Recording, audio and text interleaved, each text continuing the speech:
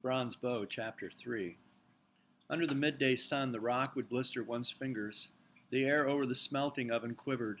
When Daniel bent over it to poke at the doughy mass of red hot ore, the fumes scorched his nostrils.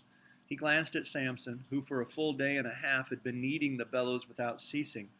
Perhaps Samson, wherever he had lived, had learned early to endure the heat of the sun. Daniel had had enough for this day. The small lump of iron could be left now till it had cooled enough to be broken into pieces. He picked up a goatskin bag, tipped it up, and let the warm water run down his throat and splash over his chin and chest. Then he handed the bag to Samson. After almost 4 weeks in the camp, Samson still never helped himself to anything. Daniel had to have it forever on his mind that the man might be hungry or thirsty. Now, watching the water sloshing out carelessly, he reminded himself that the man had earned it.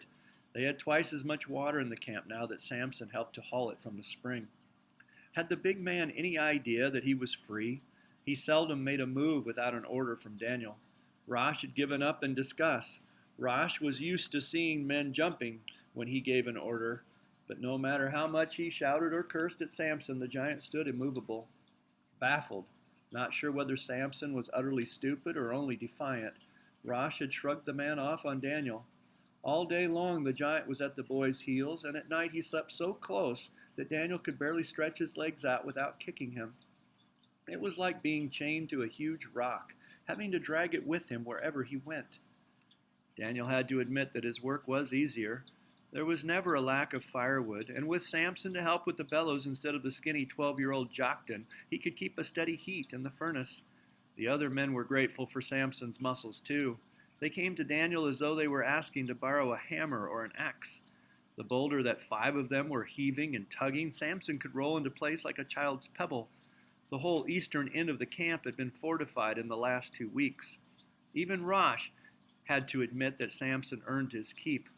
But the men still hated and feared him and made him the butt of all their jokes. That was one more reason for Daniel to resent his burden. He felt more than ever shut out from the rest, for the jibes that were aimed at Samson usually included him as well. Was Samson actually deaf? Sometimes Daniel suspected the man understood a great deal more than they realized, and once he had made the mistake of saying so. The only result had been that the men had plagued Samson cruelly, devising all sorts of tests to trick him.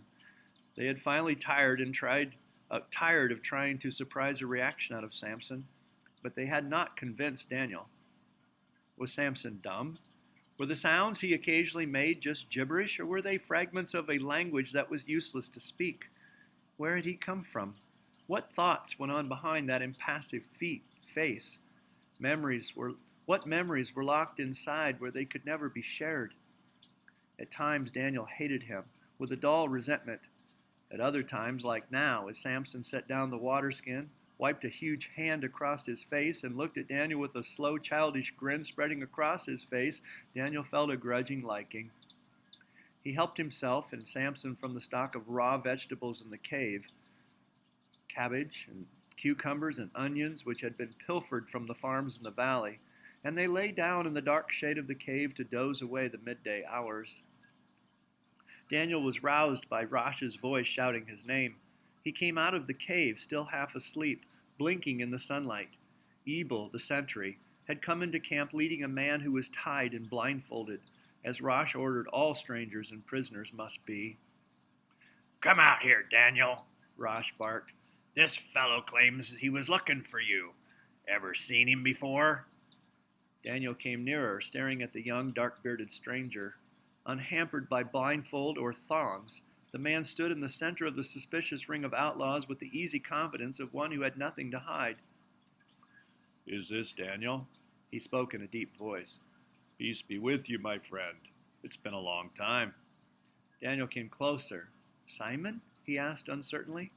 He could scarcely associate his memory of a tattered apprentice with this tall, vigorous man. "Joel gave you my message?" "I was glad to get it. You'd be surprised how often I've wondered about you." "So you know him?" Rosh "So you know him?" Rosh was puzzled, but he signaled for the man to be released. "The boy's been well taken care of," he said affably. "You can't deny that." The blindfold removed, Simon looked Daniel over with a twinkle of amusement that the boy was taller than he. He has grown, that is certain, he allowed. I wouldn't have expected so much muscle. That's from the forge, said Daniel flatly. Did Joel tell you I've kept my trade? I'll show you. Later, Simon said. First, I'd like some water if you have some. You people give a man a warm welcome up here. Chagrined, Daniel hastened to find the coolest water in the back of the cave. Rosh left them, and the other men made a show of some business well within earshot. Daniel was clumsy with pleasure and importance. Never before had anything like this happened to him. How did you know where to find me? Daniel asked. I had an idea that once I got up the mountain, I'd have plenty of assistance. You might have gotten hurt instead. Oh, I don't think so, said Simon. He seemed very sure of himself. Proudly, Daniel showed Simon his forge. He knew he had reason to be proud of it, but it was gratifying to see Simon's surprise. He had discovered, in his first year on the mountain, patches where the soil was rusty with iron. Gradually, he had learned to smelt it, constructing an oven against a rocky wall, lining it with clay, and devising a primitive sort of bellows from a pair of goat skins. It is very good, said Simon, poking at the lump of ore that lay cooling in the ashes. No wonder you have muscles. Samson helps me, said Daniel, pointing toward the big man who crouched near the mouth of the cave. Simon started. Beard of Moses! Where did you get that giant? He escaped from a caravan, said Daniel. We don't know where he came from. With a long look at Samson, Simon turned back to the blade Daniel had put in his hand, running an expert finger along its edges. Not bad. Not bad at all. Amalek taught you well. Do you make anything besides daggers and swords? Daniel hesitated. Hooks sometimes. We don't have horses, and we're not farmers. I see. Simon sat down on a flat stone, his back to the curious eyes. Are you happy here, Daniel? Rosh is good to me, Daniel answered. Nothing like old Amalek. You always wanted to fight the Romans, didn't you? So did you, said Daniel. Joel told me you are called Simon the Zealot. You ought to know Rosh. If you knew him, you'd join him too.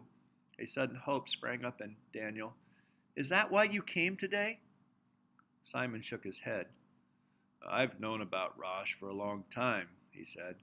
I'm a zealot, yes. Rosh and I work for the same end, but we don't exactly see eye to eye. If you really knew him. Perhaps. Today I came only to find you. Amalek died a fortnight ago, Daniel. You could come back to the village if you would like. Old Amalek dead. Should Daniel feel something? Pleasure? Remorse? Pity? It was too far away. He had not thought about going back for a long time.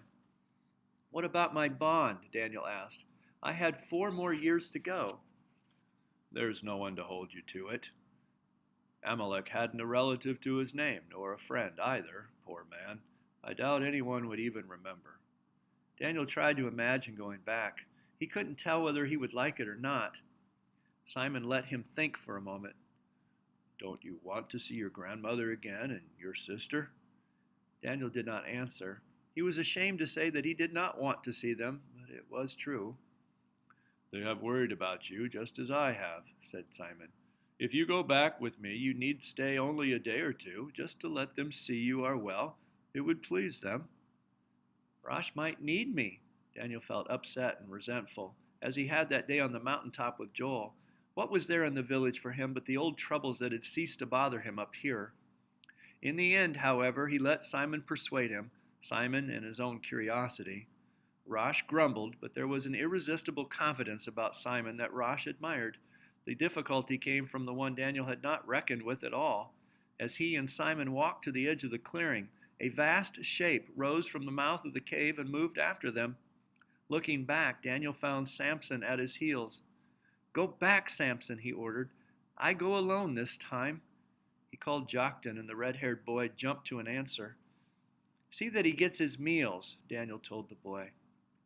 Joktan shut his lips tight, looking stubborn and scared.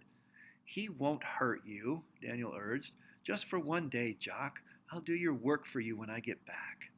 Joktan agreed sullenly. Anyone who tries any tricks will have me to reckon with, Daniel shot back over his shoulder. But when he and Simon started forward again, the big man moved behind them. "No!" shouted Daniel, angry now. He waved his arms. The man stared at him without expression. Or was there an expression that Daniel did not want to see? "You cannot follow me," the boy said. "Wait. I'll be back." Then he turned and stamped down the trail behind Simon. At the first turn, he looked back. Samson stood at the top of the trail looking down. He did not move, and Daniel raised a hand briefly to him and went on. As they walked, Daniel tried again to persuade Simon.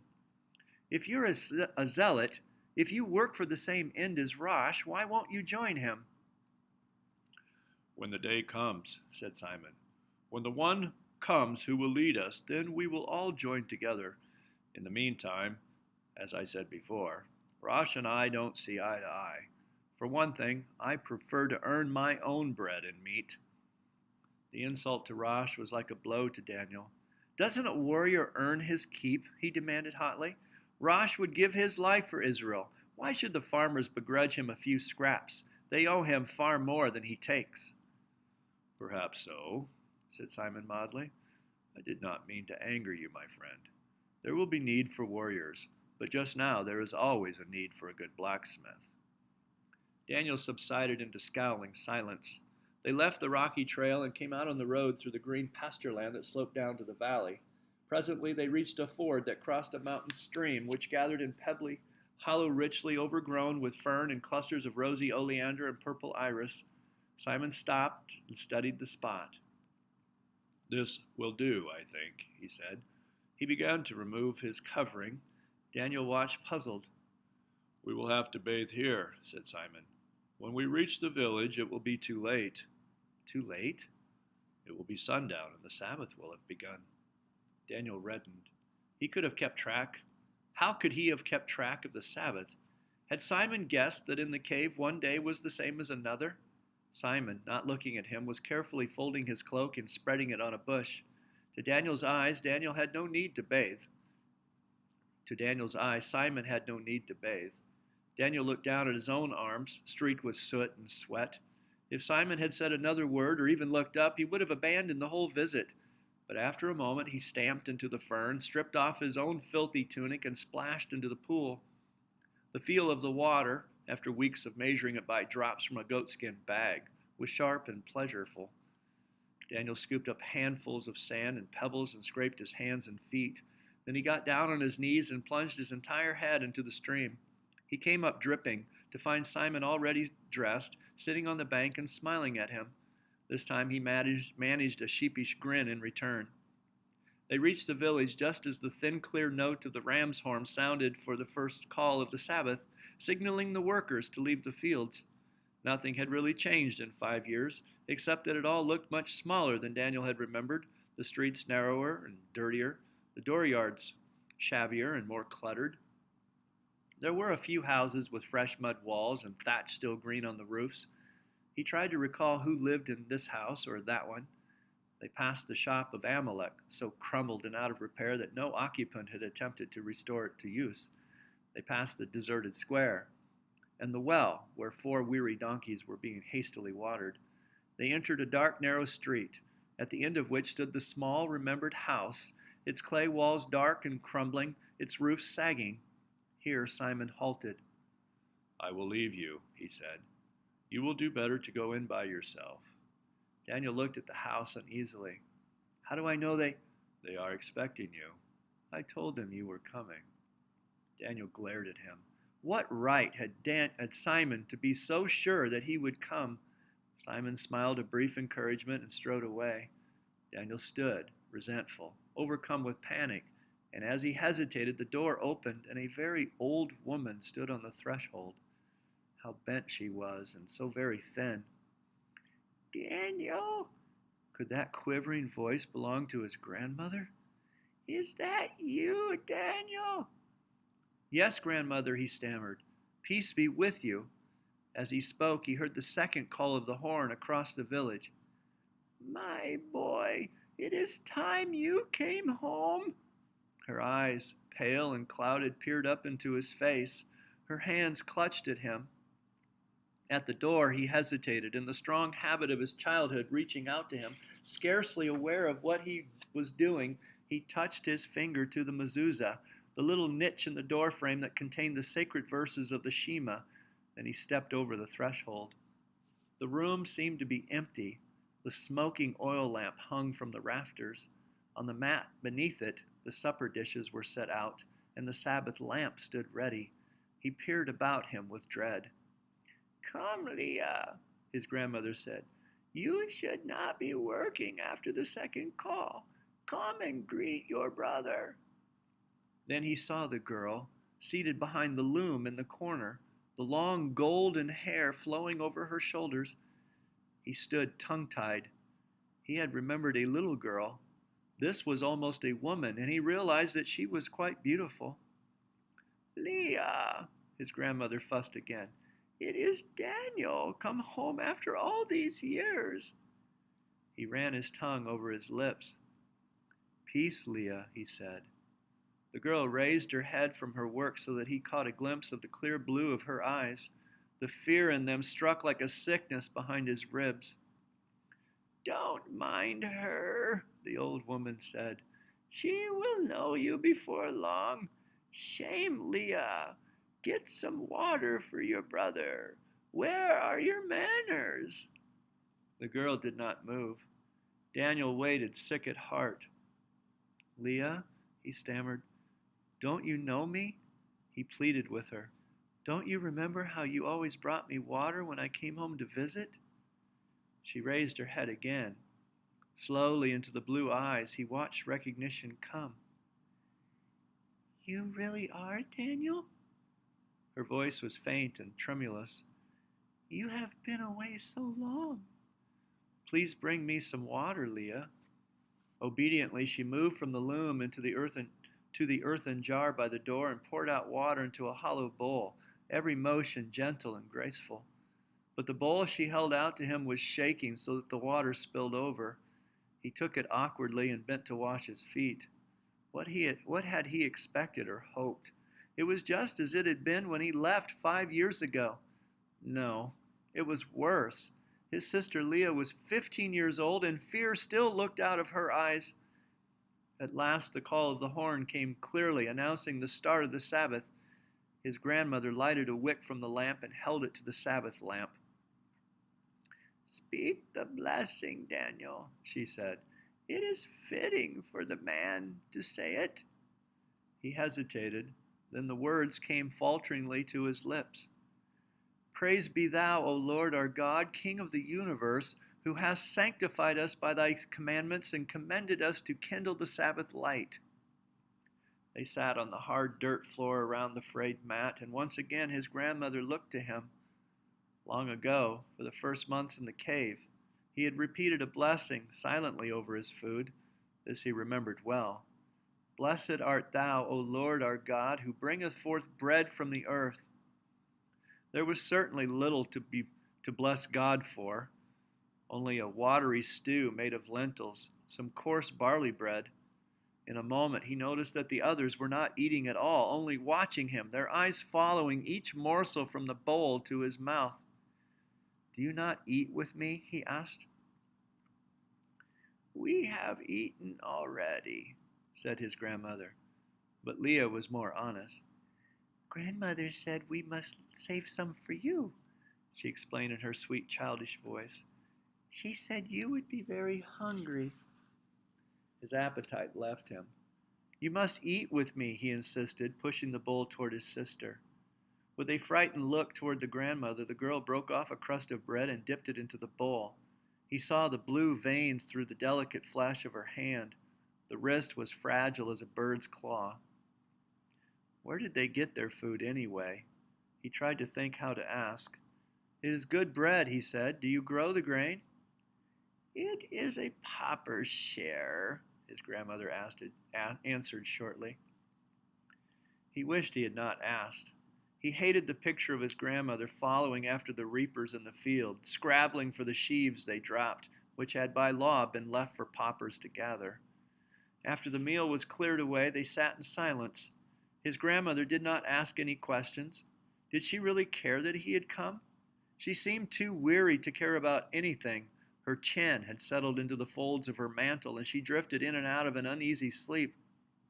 He supposed she must still work in the fields of Kitsa, the plant from which the village took its name. Stooping over all day, she sowed and weeded, and when the blue flowers had dropped, she bent off the seed covering with a staff and gathered the tiny seeds. So hot to the tongue were those seeds, and then they were marketed as a seasoning for food. He looked about him. The clay platform which had once divided the room into two levels had crumbled so that it was no more than a shelf, scarcely wide enough for sleeping. A hollow scooped out of the earthen floor held the cold ashes of an old fire. The only furniture was a battered wooden chest and the loom at which Leah had sat. As darkness fell, there was a soft thudding against the door. His grandmother roused herself and let in a small black goat. The little creature went straight to Leah, who reached out both arms toward it. The goat nuzzled against her and settled down to sleep with its square chin in the girl's lap. She sat fondling it, twining the black hairs of its beard around her fingers, talking to it in a soft murmur like the sound of doves on the roof. Daniel watched them. His uneasiness lulled for a moment. She looked like her mother, he thought. Then he caught the words the soft voice was saying. You mustn't be afraid of him. He is our brother, Daniel. Come home. When he milks you, you must be good and stand still. See how big and strong he is. He will take care of us and keep us safe. Suddenly he was afraid again. He looked away, trying to shut out the sight of her with her golden hair shining in the lamplight, trying to shut out the sound of that murmuring voice. Everything he cared about and worked for was threatened by that small, helpless figure. His arms and legs were cramped. The airless little house seemed to hold all the heat of the day. The sputtering oil in the lamp filled the room with a rancid odor. His head was heavy, and he thought with longing of the evening breeze that would be moving among the branches about the cave. With relief, he watched his grandmother lift down mats from a niche in the wall.